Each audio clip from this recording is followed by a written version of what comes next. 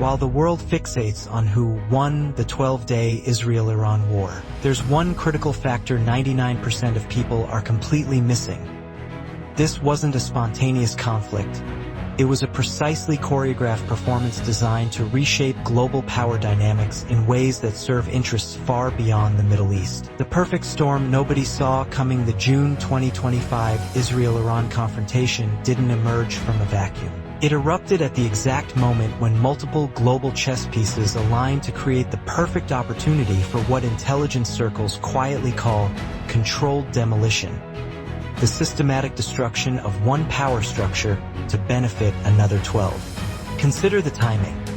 Assad's regime collapsed in December 2024, severing Iran's land bridge to Lebanon and fatally weakening its proxy network 13. Russia remains bogged down in Ukraine, unable to provide meaningful support to Tehran. China faces mounting domestic economic pressures while simultaneously negotiating new trade frameworks with Washington for. Meanwhile, Trump returns to power needing a foreign policy victory that demonstrates American strength without the messy complications of another Iraq. This convergence created a strategic window that certain actors had been waiting years to exploit. The silent architects, who really orchestrated this, the military-industrial complex's masterstroke, Boeing, emerged as a clear winner from the conflict. But this represents just the tip of an iceberg. 5. The 12-day war served as the world's most expensive weapons demonstration, showcasing American military technology to a global audience of potential buyers. Israel's complete air superiority over Iranian airspace wasn't just a tactical victory. It was a marketing campaign for the F-35 program, Patriot missile systems, and advanced bunker-busting munitions. 6. The timing coincides suspiciously with Turkey's renewed F-35 negotiations with Washington, despite Ankaра's refusal to abandon Russian S-400 systems. 4.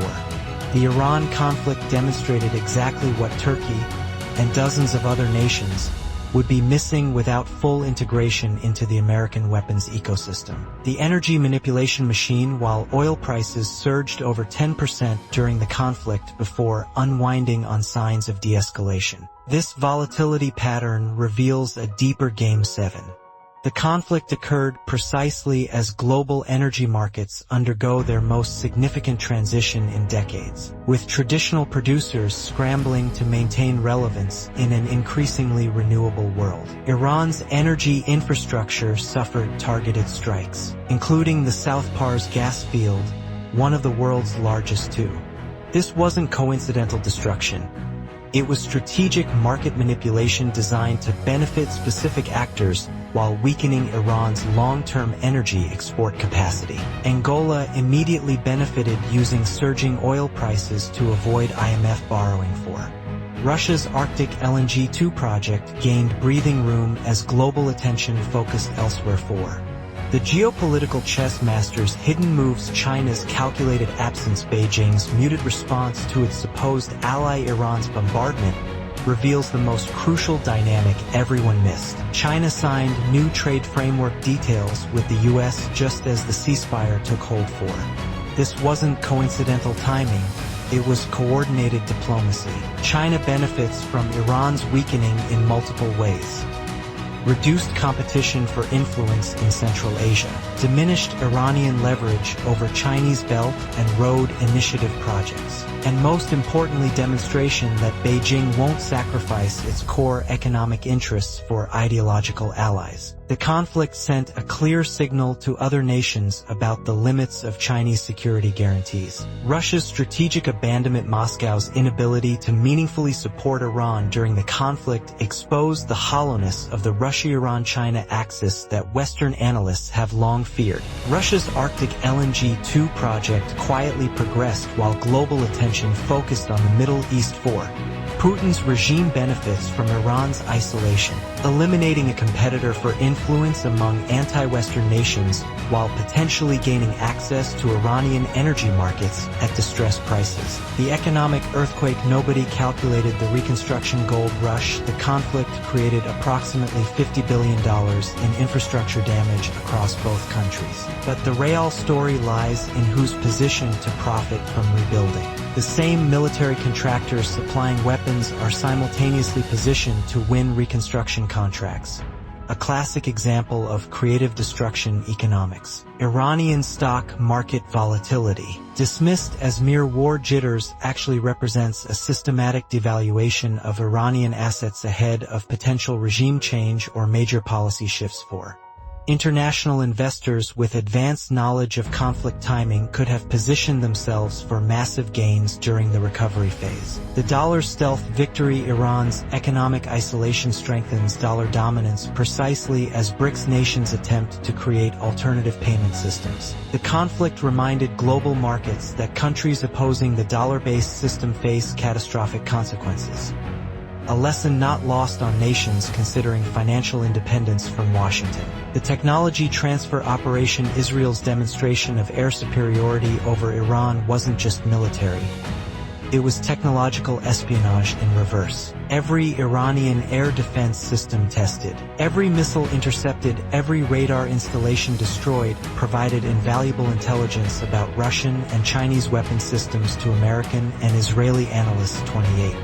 This intelligence gathering occurred just as China ousts top generals from its elite military body, suggesting internal recognition that their weapon systems performed poorly against Western technology.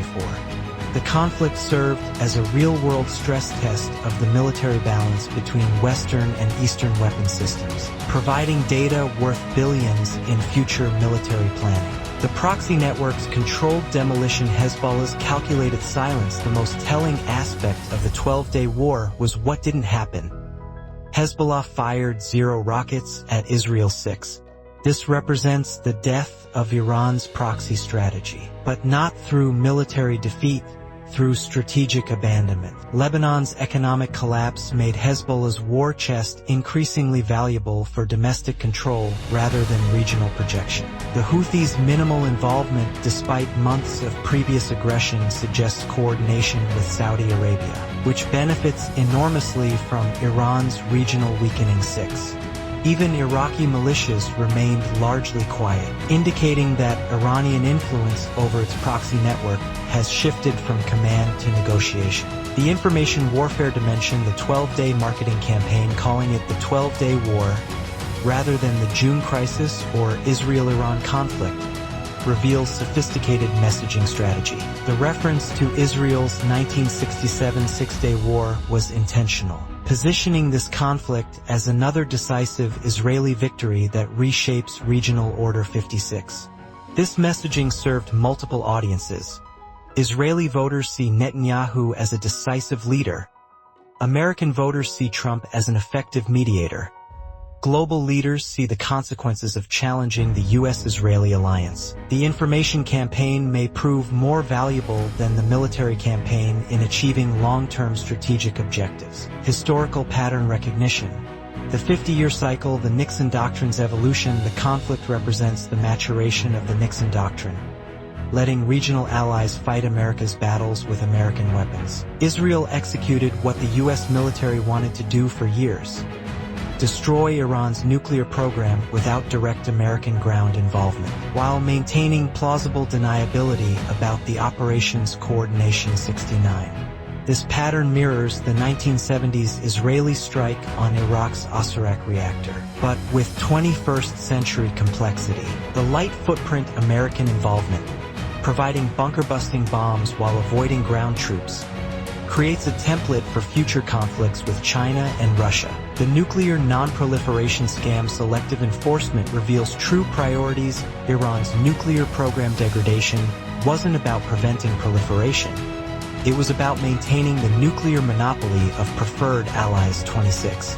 The same week Israel struck Iranian nuclear facilities, multiple other nations continued enrichment programs without interference. The selective enforcement reveals that nuclear non-proliferation serves as cover for maintaining existing power structures rather than genuinely preventing weapons spread. Countries aligned with Washington can pursue dual-use nuclear technology. Those opposing American hegemony face destruction. Predicting the next Dominos, Turkey's strategic pivot. Turkey's simultaneous F-35 negotiations and S-400 retention strategy becomes unsustainable after Iran's air defense failure. Ankara will likely abandon Russian systems within 18 months, representing a massive geopolitical victory for NATO expansion without formal membership changes. Saudi-Iranian normalization. Counterintuitively, Iran's military humiliation creates conditions for Saudi-Iranian détente. Tehran's weakened position makes compromise more attractive than continued confrontation, potentially leading to a regional security arrangement that excludes traditional great powers. The Asian pivot acceleration. America's quick, decisive Middle East victory frees resources for the real competition, containing China in the Pacific. The Iran operation served as both demonstration of American capabilities and clearing of strategic decks for the primary 21st century rivalry. The complete picture only outsiders can see. 50-year future perspective viewed from 2075.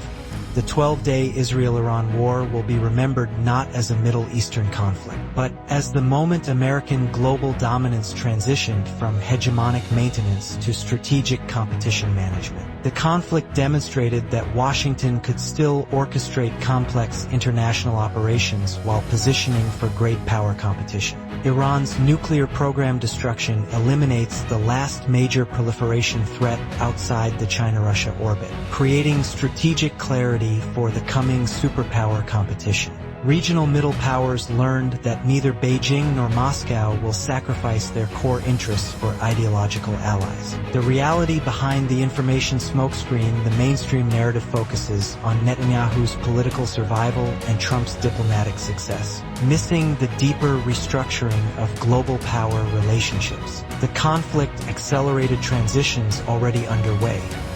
The end of Iranian regional hegemony, the consolidation of Gulf state influence, the demonstration of limits to Chinese and Russian power projection, and the creation of strategic space for the coming American-Chinese confrontation. The 12-day war wasn't about Israel and Iran.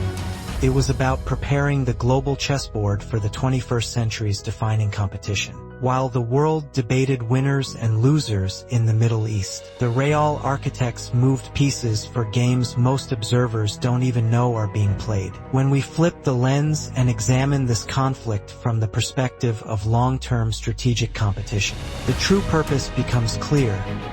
This was America's opening move in the great power competition era. Disguised as a regional conflict between middle powers, the question isn't whether the ceasefire will hold. It's whether the global audience understood the message being sent.